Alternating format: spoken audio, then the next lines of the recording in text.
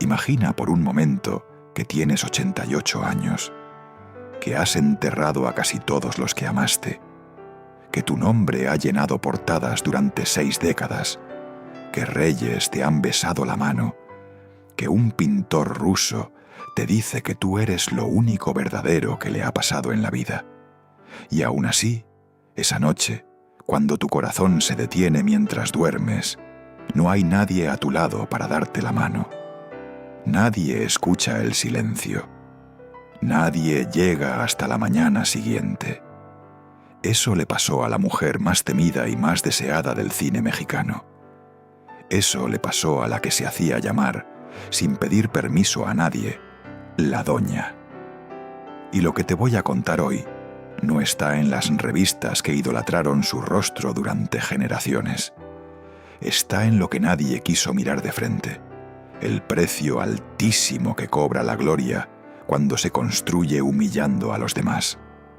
Quédate, porque al final de esta historia vas a entender por qué dicen que el karma, tarde o temprano, siempre encuentra la dirección correcta.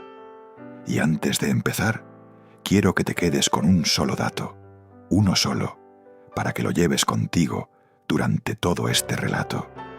Entre el momento exacto en que su corazón dejó de latir y el momento en que alguien finalmente entró a esa habitación, pasaron casi 9 horas.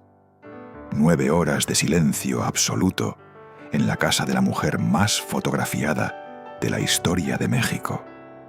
Vas a entender por qué más adelante, cuando lleguemos ahí.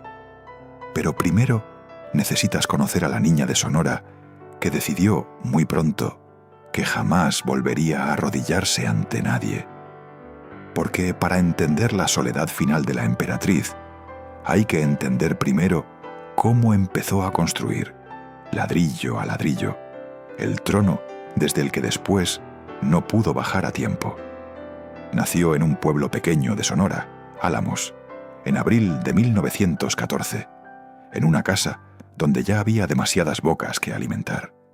Fue una más de 12 hermanos, y en una familia así, uno aprende rápido una lección brutal. Si no impones tu voz, te la callan los demás. Ella lo entendió antes que nadie. Cuentan quienes la conocieron de niña que prefería montar a caballo y correr con los muchachos que quedarse quieta, bordando como se esperaba de una señorita de la época. No era rebeldía por capricho, era instinto de supervivencia. En un México todavía atado a la costumbre, a la obediencia, a la idea de que una mujer debía bajar la mirada, esta niña de Sonora decidió, desde muy temprano, que ella jamás bajaría la suya. Nadie en esa casa imaginó que esa mirada firme terminaría paralizando a un país entero. Corría 1914. México estaba en plena revolución. Un país partido en pedazos, con familias que se movían de pueblo en pueblo, buscando estabilidad, con niñas que crecían viendo hombres armados cruzar sus calles y aprendiendo, desde la cuna, que la vida no perdona la debilidad. En ese contexto nació ella, la novena de 12 hermanos, hija de un hombre estricto que administraba propiedades y de una madre que, como tantas mujeres de esa generación, había aprendido a callar. Y aquí está lo primero que las biografías oficiales suavizan demasiado. En una casa con 12 hijos, el afecto se reparte en dosis pequeñas y hay que pelear por cada gramo de atención. Ella peleó. Se hizo notar por su carácter, por su belleza precoz, por una seguridad que incomodaba a los adultos de su entorno. Y mientras sus hermanas aprendían a bordar y a esperar un buen matrimonio, ella aprendía, sin saberlo todavía, la lección que definiría cada una de sus décadas futuras. En este mundo, o impones respeto o te lo arrebatan. A los 17 años la casaron. No hubo grandes historias de amor en ese primer paso. Fue, como en tantas familias de entonces, un matrimonio que se arregló para sacarla de la casa paterna y ponerla bajo la tutela de un hombre. se llamaba Enrique Álvarez Alatorre, un vendedor mucho mayor que ella. Y lo que debía ser el inicio de una vida tranquila, se convirtió, según se ha contado durante décadas, en una jaula, un matrimonio tenso, desigual, del que ella salió con una sola cosa de valor entre las manos: un hijo, al que llamó igual que a su padre, Enrique. Y salió también con una certeza que la acompañaría el resto de su vida: que depender de un hombre para sobrevivir era el error más caro que una mujer podía cometer. Piensa por un momento en lo que significaba, en esos años, para una joven de 17, casarse con un hombre que le doblaba la edad. No había redes sociales para pedir ayuda, no había forma de escapar sin quedar marcada de por vida ante la sociedad. Ella tuvo que aprender a sobrevivir dentro de esa casa, aguantando lo que había que aguantar, hasta que decidió que ya era suficiente. En 1938 se divorció. Sola, con un niño pequeño, sin estudios formales, sin fortuna, en un México donde el divorcio todavía manchaba el apellido de una mujer para siempre.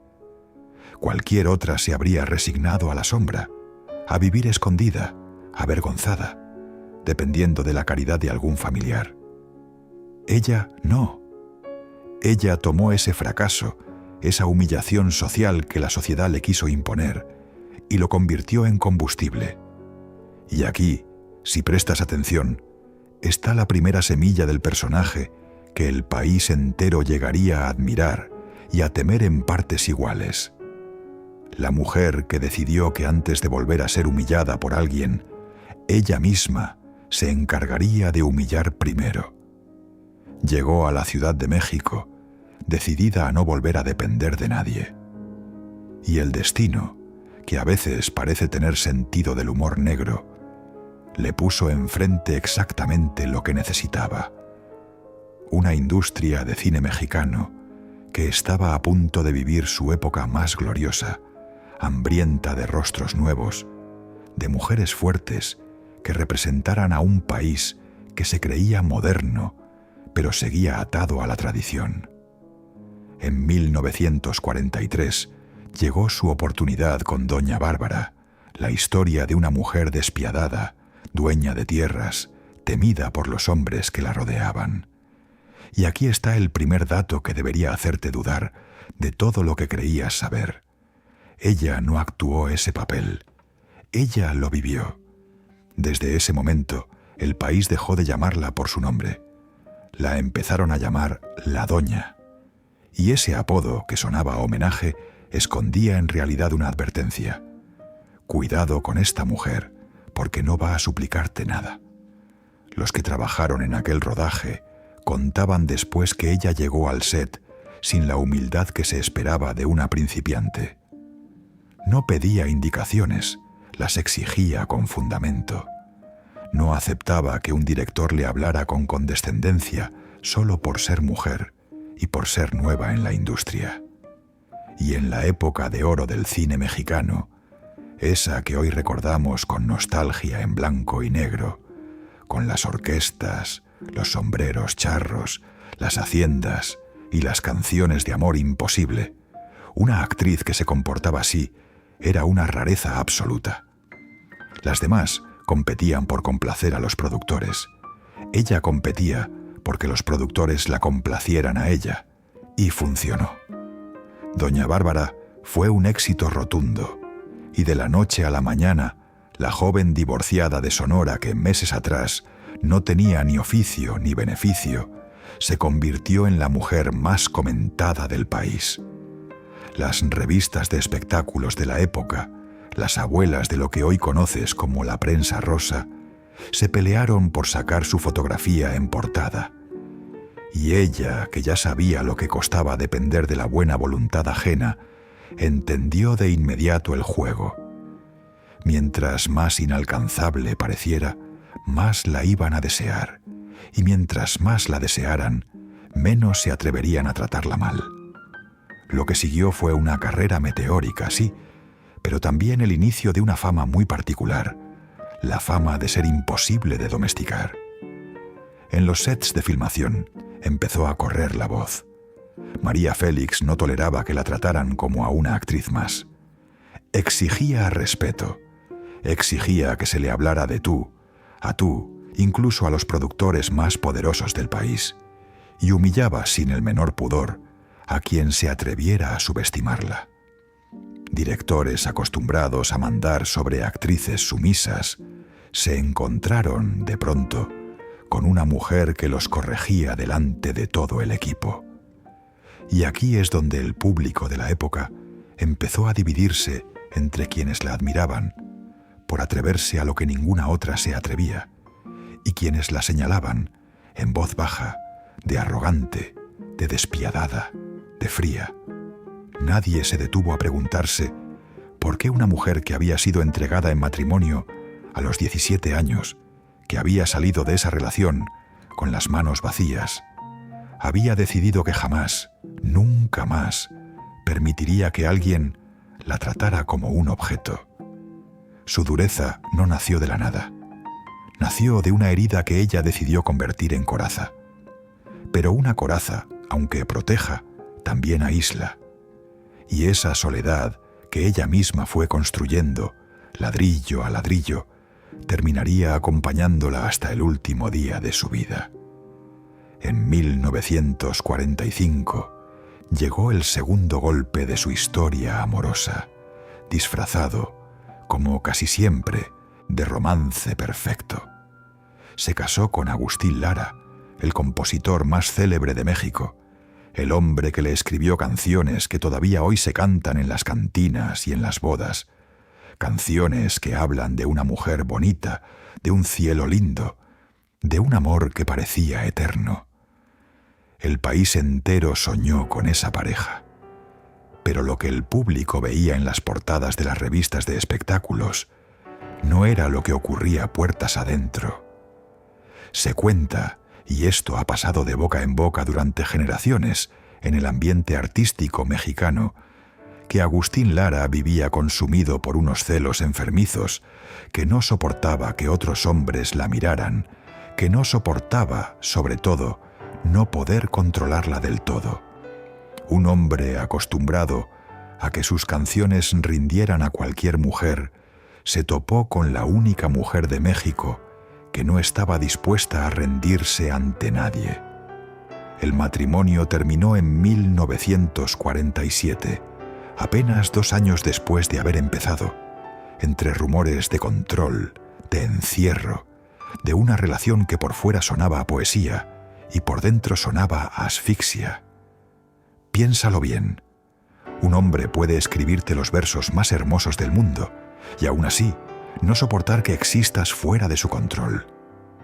Eso, dicen quienes vivieron cerca de esa relación, fue exactamente lo que pasó. La misma pluma que la inmortalizó en canciones que hoy siguen sonando en las radios de todo el continente, era la misma mano que, según se ha contado durante generaciones en el ambiente artístico mexicano, no toleraba verla brillar sin sentirse amenazado. Ella salió de ahí, otra vez, con una lección repetida. Los hombres que decían amarla en realidad querían poseerla. Y ella no nació para ser propiedad de nadie. Después vino, quizás, el amor más recordado por el imaginario popular. Jorge Negrete, el otro gran ídolo de la época dorada, el charro cantor, el hombre que representaba en pantalla la masculinidad mexicana más idealizada. Se casaron en 1952 y por un instante parecía que finalmente había encontrado a alguien capaz de estar a su altura sin necesitar someterla. Pero la vida, que hasta entonces ya le había arrebatado un matrimonio y una infancia tranquila, tenía preparado un golpe todavía más cruel. Jorge Negrete cayó gravemente enfermo y en diciembre de 1953, apenas un año después de la boda, murió. Ella tenía 39 años y ya había enterrado a un marido, a pesar de ser, por fuera, la mujer más envidiada del país. Nadie hablaba de eso en las revistas de espectáculos. Nadie contaba que detrás de cada titular sobre la doña, imponente e inalcanzable, había una mujer que en menos de 20 años había sobrevivido a un matrimonio de juventud asfixiante, a un divorcio que la marcó socialmente, a una relación de celos enfermizos y ahora a la viudez. Imagina la escena. Una mujer de 39 años, en la cúspide absoluta de su fama, vestida de luto en un funeral multitudinario, mientras miles de admiradores lloraban en las calles por el ídolo caído, y ella, en privado, se preguntaba qué maldición parecía perseguir a cada hombre que se atrevía a quererla de frente. La construcción del mito exigía que ella pareciera invencible, y ella, para sobrevivir, aprendió a parecerlo, aunque por dentro cada pérdida le costara un pedazo más de sí misma. Nadie en la prensa de espectáculos se atrevió entonces a preguntarle cómo se sentía realmente. Preferían fotografiarla erguida, con el rostro impasible, alimentando la idea de que a la doña nada la quebraba. Esa imagen le sirvió durante años, pero toda máscara, sostenida el tiempo suficiente, termina por convertirse en la única cara que el mundo recuerda, y en la única cara que, con los años, ya nadie sabe cómo quitarse. Fue entonces cuando decidió que México ya no le alcanzaba. Se fue a Europa, y ahí, lejos del país que la había visto nacer y que también la había visto sufrir en silencio, se casó con el empresario Alex Berger y se instaló en Francia como si hubiera nacido para ese mundo de lujo, de arte, de aristocracia intelectual. Aprendió francés por su cuenta para poder actuar sin necesitar traductor, algo que muy pocas estrellas latinoamericanas de su tiempo se atrevieron siquiera a intentar. Trabajó con directores europeos de primer nivel, se codeó con pintores, con joyeros, con la crema innata del viejo continente. La casa Cartier le diseñó piezas que hoy se exhiben como obras maestras junto a las joyas de Elizabeth Taylor y Grace Kelly. Diego Rivera la pintó. El mundo entero parecía rendirse ante ella. Pero fíjate bien en un detalle que casi nadie menciona. En esos años de gloria europea, sus vínculos con su tierra, con su familia, con su país, se fueron adelgazando poco a poco, como un hilo que se estira demasiado antes de romperse. Se paseaba por los salones de París como si hubiera nacido ahí, no en un pueblo polvoriento de Sonora. Encargó a los joyeros de Cartier piezas que parecían sacadas de un sueño imposible, animales de oro y pedrería que se enroscaban en su cuello y en sus muñecas, piezas que hoy se conservan como tesoros y se exhiben junto a las de las grandes damas de Hollywood y de la aristocracia europea. Filmó French Cancan con uno de los directores más respetados del cine francés. Crió caballos de carrera en sus propiedades. Se convirtió para la prensa europea en La Mexicaine, el ejemplo perfecto de que el talento y el carácter latinoamericano podían competir de tú a tú con la más rancia aristocracia del viejo continente. Fue, sin exagerar, una hazaña que ninguna otra actriz mexicana de su generación logró replicar con esa magnitud. Pero la emperatriz construía su imperio lejos de casa. Y los imperios, cuando se construyen en la distancia, terminan gobernando territorios cada vez más vacíos.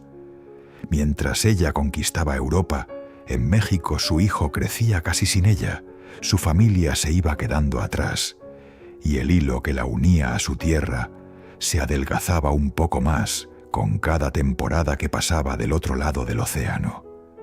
Volvió a México convertida en leyenda absoluta. Y con la leyenda llegó también la reputación que la acompañaría hasta la tumba. la mujer que humillaba sin culpa a cualquiera que se le pusiera enfrente. Empresarios, periodistas, políticos, hasta presidentes intentaron, en distintos momentos, medirse con ella y salieron con la lección aprendida de que subestimarla tenía un costo altísimo en público. Se volvió, sin proponérselo del todo, una especie de justicia poética para un país acostumbrado a ver a las mujeres calladas. Por fin había una que no bajaba la cabeza ante nadie, ni siquiera ante el poder. Pero cada humillación, cada frase filosa lanzada delante de las cámaras, cada hombre poderoso puesto en su lugar frente a los fotógrafos de TV y novelas o de Diario de la Fama, iba construyendo, además de su leyenda, un cerco a su alrededor. La gente la admiraba desde lejos, pero cada vez menos se atrevía a acercarse. El sistema, ese engranaje del espectáculo mexicano que hoy conoces con otros nombres, pero que entonces manejaba Televisa con mano de hierro, aprendió a tratarla con un respeto que en realidad era distancia. La celebraban en los estudios, pero la temían en los pasillos. Y una mujer temida, por más poderosa que sea, va quedando, sin darse cuenta, cada vez más sola en la cima. Piensa en cómo funcionaba entonces el negocio del espectáculo en México. No existían las redes sociales, no existía la posibilidad de que una estrella hablara directo con su público, sin intermediarios. Todo pasaba por el sistema, por las televisoras, por las revistas autorizadas, por los fotógrafos que sabían exactamente qué imagen convenía publicar y cuál convenía esconder. Y en ese sistema, ella se convirtió en una pieza incómoda, demasiado grande para ser controlada, demasiado poderosa para ser ignorada. La aceptaban, la premiaban, la ponían en las portadas, pero puertas adentro de los estudios se hablaba de ella con el mismo respeto con el que se habla de una tormenta. Hay que estar preparado, hay que tener cuidado, hay que evitar molestarla. ¿Te has preguntado alguna vez cuántas personas de verdad se atrevieron a acercarse a ella sin buscar algo a cambio, sin querer una fotografía, un favor, un contacto? Probablemente muy pocas, y esa es la trampa silenciosa del poder. Entre más alto llegas, menos gente se acerca por las razones correctas. Y ahora llegamos al momento que verdaderamente le partió el alma, el giro de esta historia que pocos se atrevieron a contar con la crudeza que merece. Su único hijo, Enrique, el niño que había sacado de aquel primer matrimonio asfixiante, se había convertido con los años en un actor querido por el público de las telenovelas mexicanas. La relación entre madre e hijo no había sido sencilla. Él le reclamó, durante años, haberlo dejado internado en un colegio en Canadá, mientras ella construía su carrera y su leyenda. Pero con el tiempo, esas heridas parecieron sanar. Ella terminó apoyándolo incluso cuando él decidió dejar una carrera diplomática prometedora para dedicarse a la actuación, algo que en un inicio ella no veía con buenos ojos. Se volvieron, según quienes los conocieron de cerca, incondicionales el uno para el otro, dos personas que habían aprendido a quererse a pesar de la distancia y el orgullo. Y entonces, el 24 de mayo de 1996, mientras ella estaba en París, lejos, como tantas otras veces en su vida, recibió la noticia que ninguna madre está preparada para recibir. Su hijo había muerto de un infarto, a los 62 años, solo, en su departamento de Polanco. Ella tenía 82 años, y por primera vez en público, la mujer que había construido su leyenda a punta de dureza se quebró frente a las cámaras que tantas veces la habían retratado invencible. Lloró como cualquier madre. Regresó a México al día siguiente para despedirse de él. Y quienes estuvieron cerca de ella en esos días aseguran algo que pocos se atrevieron a repetir en voz alta durante años, que esa pérdida fue, en realidad, el principio del fin. La emperatriz que había humillado a medio país empezó desde ese día a apagarse por dentro. Detente un segundo aquí, porque este es el corazón verdadero de esta historia, el momento que ninguna revista de espectáculos supo retratar con la hondura que merecía.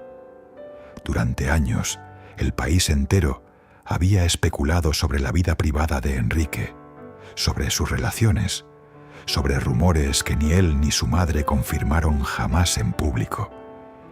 Y mientras el chisme corría de boca en boca, madre e hijo, a puerta cerrada, habían construido algo mucho más valioso que cualquier titular: una lealtad silenciosa, forjada a pesar de los años de distancia, del internado en Canadá, del reproche que él le había hecho de joven por haberlo dejado tanto tiempo lejos de casa. Ella, la mujer que no se disculpaba con nadie, terminó apoyándolo sin condiciones cuando él decidió abandonar la carrera diplomática que ella misma hubiera preferido para su hijo, para dedicarse a la actuación. Y de pronto, después de todo eso, después de haber reconstruido puente por puente lo que la fama y la distancia habían destruido, la vida se lo arrebató de un infarto, en una madrugada cualquiera, mientras ella estaba a miles de kilómetros de distancia. No pudo despedirse a tiempo, no pudo tomarle la mano en sus últimas horas. Llegó al día siguiente, cuando ya no había nada que hacer, solo un cuerpo que velar y un vacío que ya jamás se llenaría. Piénsalo un momento. Todo lo que ella había construido, la fama, el imperio, la leyenda de mujer intocable, no pudo protegerla del dolor más antiguo y más simple que existe, el de una madre que entierra a su único hijo. Y aquí es donde el karma, si es que existe, empieza a mostrar su rostro más cruel. Porque la mujer, que había pasado su vida entera protegiéndose de depender de nadie, de necesitar a nadie, de mostrarse vulnerable ante nadie, se quedó, en el momento más duro de su existencia, completamente sola con su dolor. No había marido a su lado, no había hermanos cercanos. Había, sí, admiradores por miles, pero admirar no es lo mismo que acompañar. Y lo que vino después demostró, de la manera más amarga posible, que incluso su propia sangre había quedado dañada por décadas de distancia y de orgullo. Porque aquí llega la traición que el sistema del espectáculo mexicano prefirió tratar como un simple escándalo pasajero, cuando en realidad fue la prueba definitiva de que ni el dinero ni la fama garantizan una familia unida.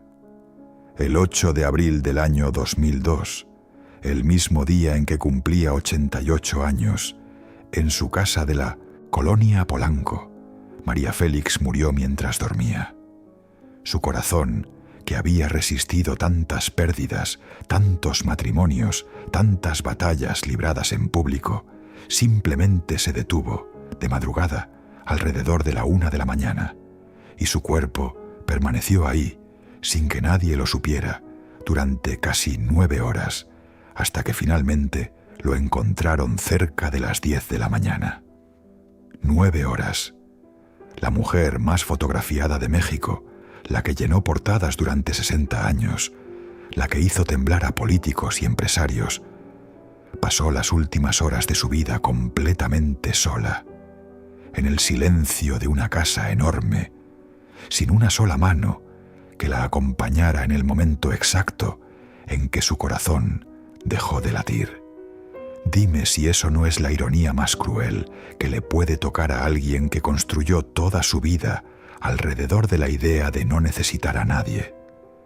Pero lo que vino después fue todavía peor, y es la parte de la historia que el sistema del espectáculo prefirió apagar rápido, como quien apaga un incendio antes de que se note demasiado. Se supo que en su testamento la fortuna, las pinturas, los vestidos, las propiedades, prácticamente todo, se lo había dejado a su fiel asistente y a su última pareja sentimental, un pintor ruso llamado Antoine Chapov, el hombre del que ella misma llegó a decir que no sabía si era quien más la había querido, pero sí quien mejor la había sabido querer. A sus hermanos, a la familia con la que compartió sangre y apellido, prácticamente no les dejó nada. Y ahí fue cuando el rencor acumulado durante décadas estalló sin filtro. Su hermano Benjamín Félix, indignado, convencido de que algo oscuro se escondía detrás de esa muerte repentina y de ese reparto de bienes, exigió a las autoridades que investigaran. Aseguraba que a la familia no le habían permitido ver el cuerpo antes de cerrar el ataúd, que algo no cuadraba, que quizás, solo quizás, a la doña, alguien la había envenenado. Meses después de haber sido enterrada con honores en el Palacio de Bellas Artes, decenas de agentes llegaron de madrugada al Panteón francés para exhumar sus restos. Imagina la escena. La mujer que había pasado su vida entera exigiendo respeto y control absoluto sobre su propia imagen, desenterrada por orden de su propio hermano, ante las sospechas de una familia que después de su muerte se sintió, con razón o sin ella, traicionada por el reparto de una fortuna que muchos creían que también les pertenecía. Las pruebas forenses, finalmente, confirmaron que no hubo veneno, ni violencia, ni conspiración. Murió de un infarto, por causas completamente naturales.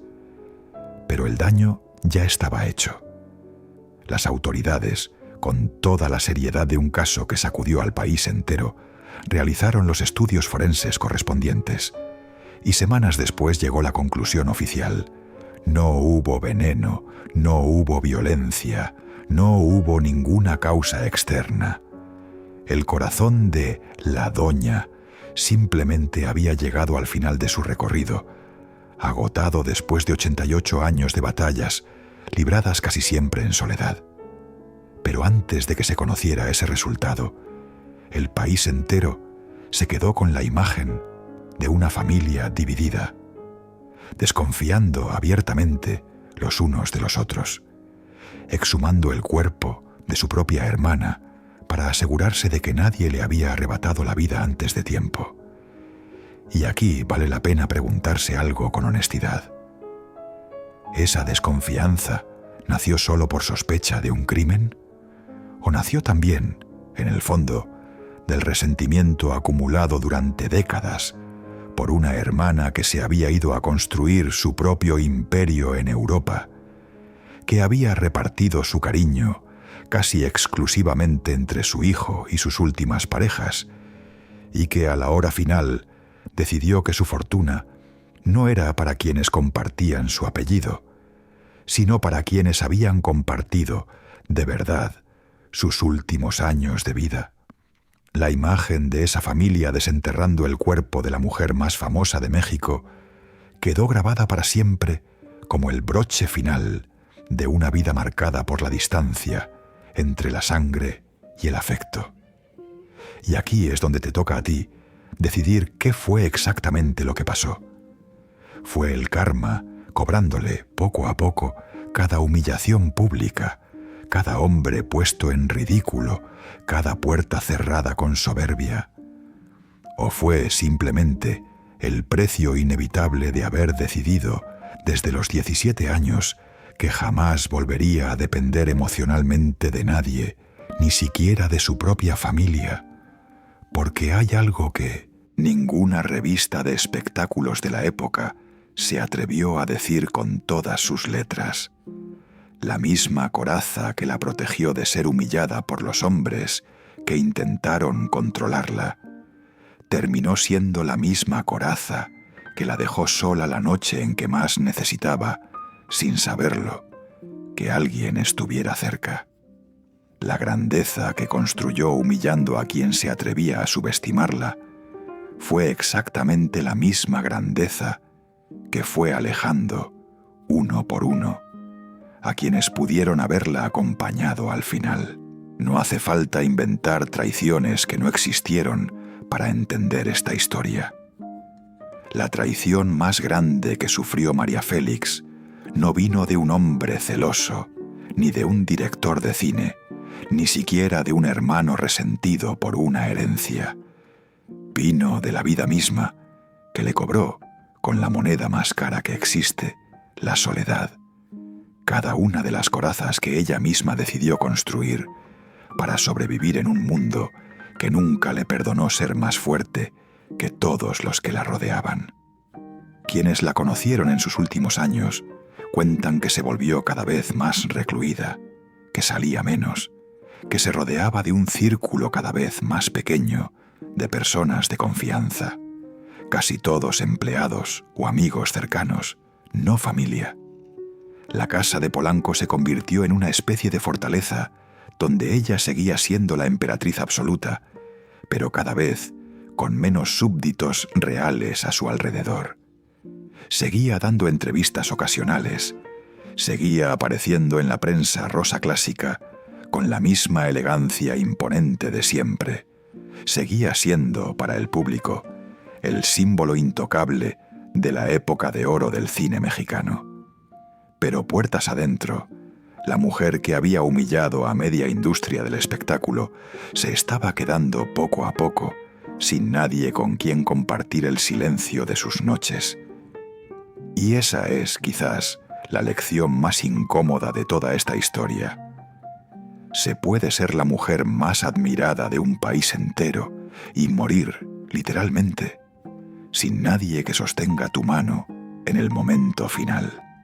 Piensa en cuántas veces la viste en esos años finales, siempre impecable, siempre con la barbilla en alto, dando alguna entrevista breve donde repetía, con la misma seguridad de siempre, que jamás se había arrepentido de nada. Esa frase, que sonaba a fortaleza, escondía en realidad algo mucho más triste.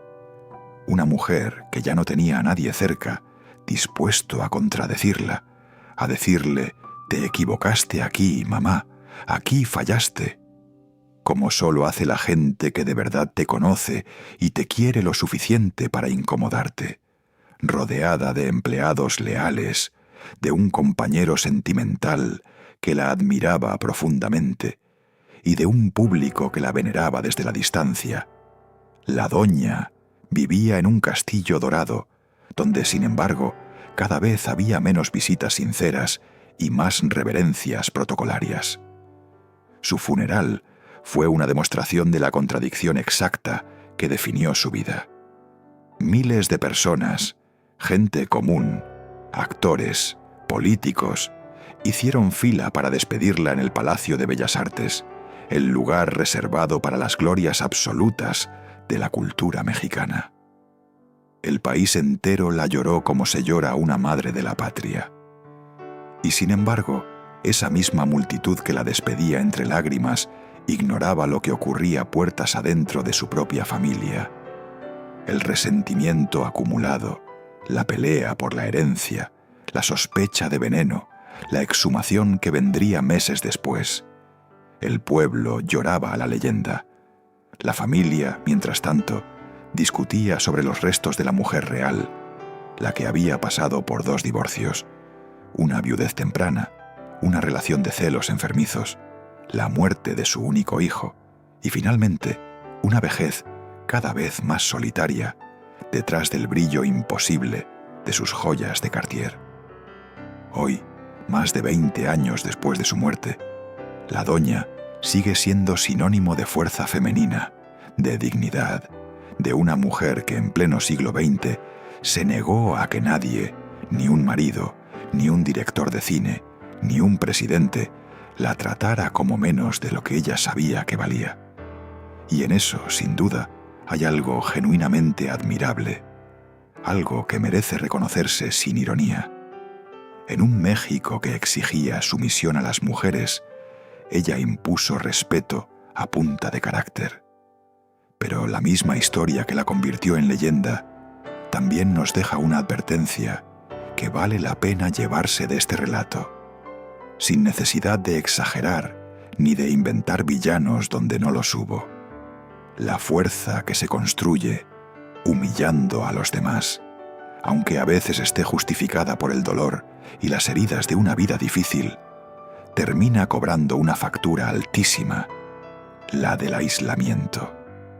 La coraza que te protege de que te vuelvan a lastimar es la misma coraza que impide que alguien, en la noche más importante de tu vida, esté ahí para sostenerte la mano. Esa es la verdadera tragedia detrás del mito de María Félix, más real y más humana que cualquier chisme de prensa rosa. No la de una mujer castigada por el destino por atreverse a ser fuerte, sino la de una mujer que a fuerza de protegerse tanto, terminó protegiéndose incluso de las personas que quizás hubieran querido acompañarla hasta el final. Y quizás esa sea, al final de cuentas, la pregunta que esta historia te deja para llevarte a casa esta noche. ¿Cuánta gente cercana estás dispuesto a mantener a distancia con tal de no volver a sentirte vulnerable nunca más? Porque la historia de la doña nos demuestra, con la crudeza de los hechos y no con el maquillaje de la leyenda, que se puede ganar cada batalla pública de una vida entera y aún así perder la guerra silenciosa contra la soledad. Ella nació con nombre de Ángeles, María de los Ángeles, y murió convertida en la emperatriz más temida del espectáculo mexicano. Entre esos dos extremos hubo una mujer real, con heridas reales, que decidió que el mundo jamás volvería a verla llorar en público. Lo logró casi toda su vida. Pero el 8 de abril del año 2002, en el silencio absoluto de una madrugada en Polanco, esa promesa que se había hecho a los 17 años finalmente encontró su límite. Y ahí, sola, sin nadie que la viera, la emperatriz dejó de reinar. Han pasado más de 2 décadas desde esa madrugada en Polanco, y todavía hoy, cuando alguien menciona su nombre en una sobremesa familiar, en un programa de espectáculos o en una charla entre viejos cinéfilos, la conversación se divide siempre en 2 bandos: los que la recuerdan como la mujer más valiente que ha dado el cine mexicano, capaz de plantarle cara a cualquier hombre sin pedir disculpas, y los que la recuerdan como el ejemplo perfecto de que la soberbia, tarde o temprano, termina pasando factura. Y quizás, si has llegado hasta aquí, ya te diste cuenta de que la verdad no está completa en ninguno de los 2 bandos. Está en el punto exacto donde ambas versiones se cruzan, en la historia de una mujer que aprendió a defenderse también de un mundo que la quería doblegar, que terminó sin darse cuenta, defendiéndose también de quienes solo querían quererla de verdad. Así que la próxima vez que veas una fotografía suya, con esa mirada que paralizó a un país entero durante 6 décadas, con esas joyas de Cartier que hoy se exhiben como reliquias, recuerda lo que hay detrás de esa imagen perfecta. Una niña de Sonora que a los 17 años aprendió que el mundo no perdona a quien muestra debilidad. Una madre que perdió a su único hijo estando a miles de kilómetros de distancia. Y una anciana que murió sola, de madrugada, en el silencio de una casa enorme, mientras el país entero dormía sin saber que la emperatriz se estaba yendo para siempre. Esa es la verdadera historia de María Félix, la que no cabe en una portada de revista ni en un titular fácil.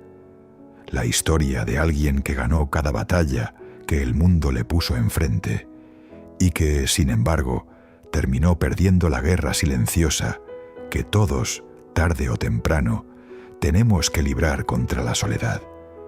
Y si algo deberíamos aprender de la doña, no es a imitar su dureza, es a preguntarnos a tiempo a quién estamos alejando de nuestra vida con tal de no volver a sentirnos vulnerables nunca más.